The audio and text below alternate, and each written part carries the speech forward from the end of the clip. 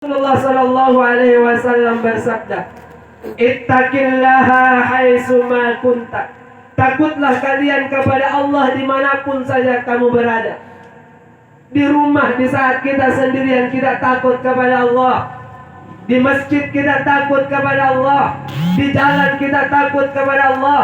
Di kantor kita takut kepada Allah. Di pasar kita takut kepada Allah. Dimanapun saja kita berada, hendaklah kita sama-sama menanamkan rasa takut kepada Allah Subhanahu wa ta'ala. Wala tamutunna illa wa antum muslimun. Dan jangan, kata Allah, coba-coba engkau berani meninggalkan dunia yang sifatnya sementara, illa wa antum muslimun, kecuali engkau dalam keadaan beriman kepada Allah Subhanahu wa ta'ala. Kenapa Allah Subhanahu wa ta'ala ingatkan kepada kita, wahai manusia, wala tamutunna illa wa antum muslimun, jangan engkau berani meninggalkan dunia kecuali engkau dalam keadaan beriman.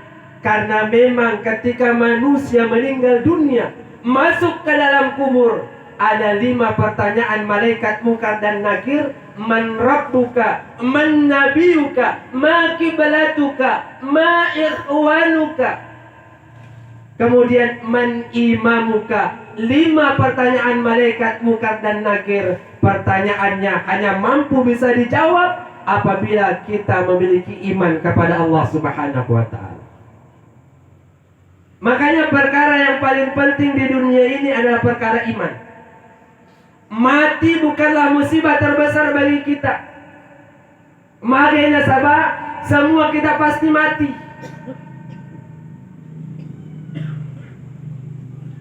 Allah Subhanahu wa ta'ala menciptakan dunia beserta dengan seluruh isinya untuk kita manusia. Tapi kita manusia diciptakan oleh Allah Subhanahu wa ta'ala sama sekali bukan untuk dunia. Makanya wajar ketika Allah Subhanahu wa ta'ala berfirman, wal asri, demi masa, innal insana lafi khusr, sesungguhnya manusia selalu berada di dalam kerugian. Datang sahabat bertanya, ya Rasulullah, siapakah manusia yang selalu berada di dalam kerugian? Rasulullah sallallahu alaihi wasallam menjawab, manusia yang rugi adalah mereka yang paginya ingat dunia, siangnya sibuk kerja dunia, sorenya kumpul dengan keluarga membicarakan kebesaran dunia, malamnya dia tidur mimpinya mimpi dunia, dan pada akhirnya dia akan meninggal dunia. Demi Allah, ketika kita meninggalkan dunia, tidak ada satupun fasilitas dunia yang akan kita bawa menghadap kepada Allah Subhanahu wa ta'ala. Makanya musibah terbesar kita manusia ini bukan mati. Karena semua kita pasti mati, cuman kita tidak tahu kapan, di mana, dan bagaimana kita meninggal dunia. Apa musibah terbesar bagi kita manusia? Musibah terbesar bagi kita manusia, khususnya kita umat Islam, yakni apabila kita meninggalkan dunia, akan tetapi kita tidak beriman kepada Allah Subhanahu wa ta'ala. Makanya mulai dari sekarang, perbaiki iman tak. Iman ini adalah sesuatu yang paling penting bagi kita umat Islam.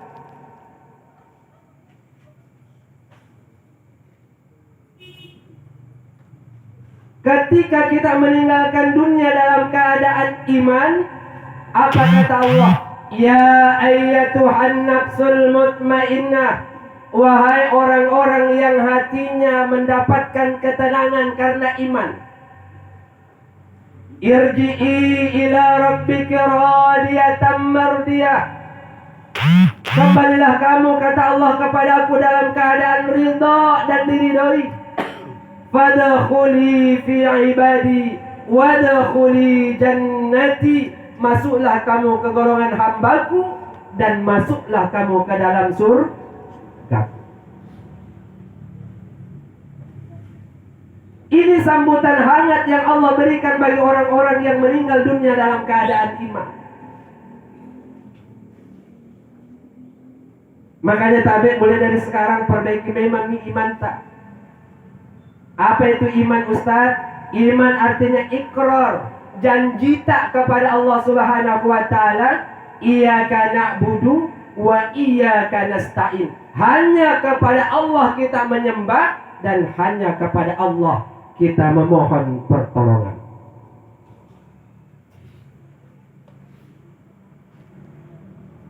Di dalam kubur tidak ditanya berapa banyak sedekah yang kita berikan. Tidak ditanya berapa juz Al-Quran yang sudah kita baca. Tidak ditanya berapa kali mungkin naik haji. Tidak ditanya berapa kali mungkin naik umroh. Tidak. Di dalam kubur tidak ada pertanyaan amal. Di dalam kubur yang ada pertanyaan iman. Man Rabbuka, siapa Tuhanmu? Man Nabiyuka, siapa nabimu? Man ikhwanuka, siapa saudara-saudarimu? Ma kiblatuka, di mana arah letak kiblatmu? Man imamuka, siapa imammu? Anda ditanya. Pertanyaan iman. Nanti setelah datangnya hari kiamat, baru yang akan ditanyakan pertanyaan amal. Iman dulu, baru amal. Begitu datang hari kiamat, barulah kita akan ditanyakan oleh Allah Subhanahu wa taala tentang amal. Apa amal yang pertama kali akan ditanya? Awwalu ma yuhasabu bihi yaumal qiyamah as-salat. Amal pertama yang akan ditanyakan nanti dari kemudian adalah amalan solat. Kalau bagus solat tak, insya Allah amal-amal yang lain akan diperhitungkan oleh Allah Subhanahu wa taala. Tapi kalau tidak bagus solat tak, meskipun amal yang lain bagus, maka demi Allah kita tidak akan pernah merasakan pahala dari ibadah yang kita lakukan kecuali daripada ibadah solat. Karena solat ini Bapak Ibu adalah miftahul jannah, kunci daripada surga.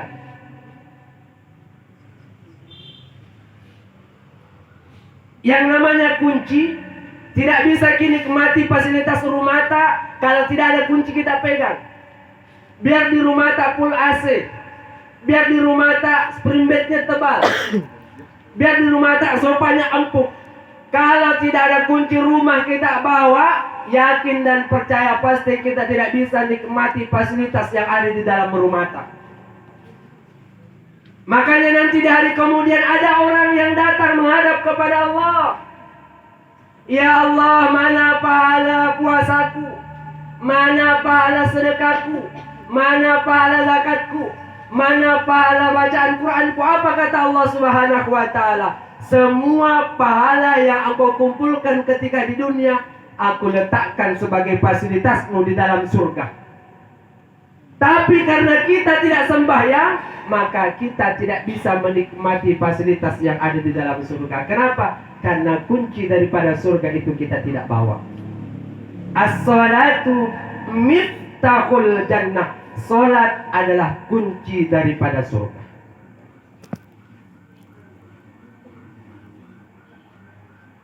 Kalau ini dua kita persiapkan di dalam kehidupan tak. Pertama, persiapkan diri untuk menghadapi kematian. Begitu masuk kubur ditanya masalah iman, perbaiki iman. Kalau bagus iman, baru maka amal pun juga akan ikut menjadi bagus. Makanya Allah Subhanahu wa taala senantiasa mengingatkan kepada kita, ya ayyuhallazina amanu taqullah. Wahai orang-orang yang beriman, takutlah kalian kepada Allah. Wal tanzur nafsum ma qaddamat liqad.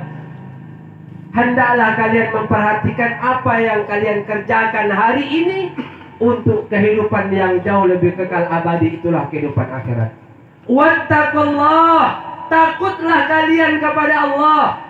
Innallaha khabirum bima ta'malun. sesungguhnya Allah Maha mengetahui terhadap apa-apa yang telah engkau kerjakan.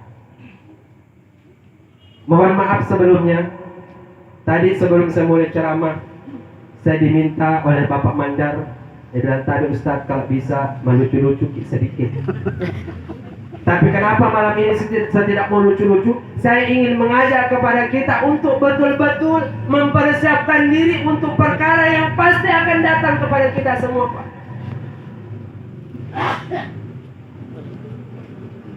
Pasti akan memang menderita. Makanya Rasulullah Sallallahu Alaihi Wasallam mengingatkan kepada kita, secerdas-cerdas umat Islam adalah mereka yang senantiasa zikrul maut, ingat mati dan mempersiapkan diri untuk menghadapi kematian. Mati itu tidak mesti harus sakit, tidak mesti harus tua. Nabi bilang Ustaz Yusril Al-Ihsan, syarat mati itu tidak harus sakit. Karena buktinya banyak keluarga tak secara medis sehat walafiat, begitu keluar dari rumah ditabrak dengan kendaraan meninggal dunia. Dan syarat mati tidak harus tua. Buktinya kalau mau dipikir tarik berapa umurnya almarhum? Sekitar 60-an. Sekitar 60-an. 60-an.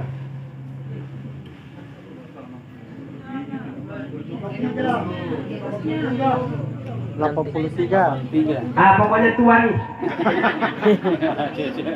Pokoknya tua nih. Iya, tidak juga terlalu tua. Yang jelasnya syarat mati tidak harus tua. Buktinya masih banyak keluarga tak yang mungkin umurnya dibawa daripada umurnya almarhumah yang meninggal memang dulu. Ini pelajaran Pak buat kita. Allah rahasiakan kematian kepada setiap manusia. Tujuannya apa? Pertama, supaya kita selalu mempersiapkan diri. Seandainya kematian Allah buka rahasia kepada kita, enak jadi. Contoh, sumpahnya saya, Ustaz Irfan Jelani, saya kasih kamu jatah hidup sekitar 50 tahun. Jadi mulai dari pertama lahir sampai umur 49 tahun terserah di saya. Muka maksiat kah, muka apa terserah, bebas gak. Kenapa? Karena masih ada kesempatan 1 tahun untuk tobat. Tapi tidak. Allah rahasiakan supaya kita tidak kurang ajar, Pak. Tapi Ibu, kenapa Allah rahasiakan kematian? Supaya kita tidak kurang ajar kepada Allah Subhanahu wa Ta'ala. Sedangkan Allah rahasiakan kematian, masih banyak di antara kita yang mengaku Islam, tapi masih kurang ajar di hadapan Allah. Diberikan umur panjang dia tidak gunakan dengan sebaik-baiknya. Umur panjang dia tidak gunakan untuk mendekatkan diri kepada Allah Subhanahu wa Ta'ala.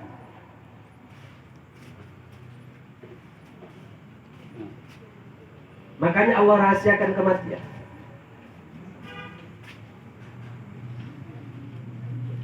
Kemudian yang kedua, kenapa Allah rahasiakan kematian kepada kita? Sebagai ujian. Ujian buat kita semua yang ada di dunia ini.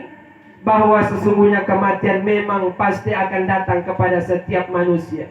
Al-mautu babun wa kullun nasi dakhilun. Mati ibarat sebuah pintu, dan setiap manusia pasti akan melalui pintu yang disebut dengan pintu kematian. Cuman kapan, di mana, dan bagaimana itu adalah rahasia Allah. Mati itu adalah takdir, sementara bentuk kematian itu adalah pilihan. Allah berikan kita akal, Allah berikan kita hati. Apa tujuannya akal dengan hati? Untuk memilih apakah kita mati dalam keadaan husnul khatimah atau kita mati dalam keadaan su'ul khatimah. Yang jelasnya Imam Ali bin Abi Thalib telah menjelaskan kepada kita, al-mautun nas fi adati. Manusia Bapak Ibu mati tergantung kebiasaannya, ketika dia sehat, ketika dia kuat. Makanya tadi mumpung masih sehat ki, mumpung masih kuat ki, mari kita sama-sama sibukkan diri tak dalam perkara-perkara kebaikan. Apalagi insya Allah besok kita sudah masuk bulan suci Ramadan. Ada yang bertanya, Ustaz, kapan jatuhnya 1 Ramadan? Saya bilang ada 3 versi. Versi Muhammadiyah, insya Allah malam ini sudah tarawih. Kalau kita NU, Nahdlatul Ulama, insya Allah besok baru mulai tarawih besok malam. Kemudian yang ketiga, Islam KTP. Kapan Islam KTP? Islam KTP tidak puasa, langsung lebaran. Ada begitu. Kalau ada tetangga begitanya Islam KTP, dikasih kesempatan berjumpa dengan Ramadan, tetapi dia tidak gunakan dengan sebaik-baiknya. Oleh karena itu hadirin hadirat rumpun keluarga, sidang jamaah takziah yang dimuliakan oleh Allah Subhanahu wa taala, mari kembali kita sama-sama introspeksi diri kita. Bagaimana di dalam hidup dan kehidupan ini yang Allah berikan kepada kita, kita manfaatkan dengan sebaik-baiknya agar ketika kita menghadap kepada Allah Subhanahu wa taala, kita menghadap dalam keadaan Islam, kita menghadap dalam keadaan beriman kepada Allah, yang dengan iman yang kita miliki Allah memberikan sambutan hangat. Ya ayyatuhan nafsul mutmainnah, irji'i ila rabbiki radiyatan mardiyah, fadkhuli fi ibadi wadkhuli jannati. Amin ya rabbal alamin. Kemudian yang terakhir Bapak Ibu Tabe, mewakili rumpun keluarga almarhumah Ibu Juana, meminta keikhlasan bapak-bapak dan ibu-ibu demi kesempurnaan acara takziah kita pada malam hari ini. Mari kita sama-sama tutup dengan bermunajat kepada Allah Subhanahu wa taala. Ila hadratin Nabi Mustafa Muhammadin sallallahu alaihi wasallam. Summa wa khususan ala kulli niyatin salih. Al-Fatihah. A'udzu billahi minasyaitonir rajim. Bismillahirrahmanirrahim. Alhamdulillah. Iyyaka na'budu wa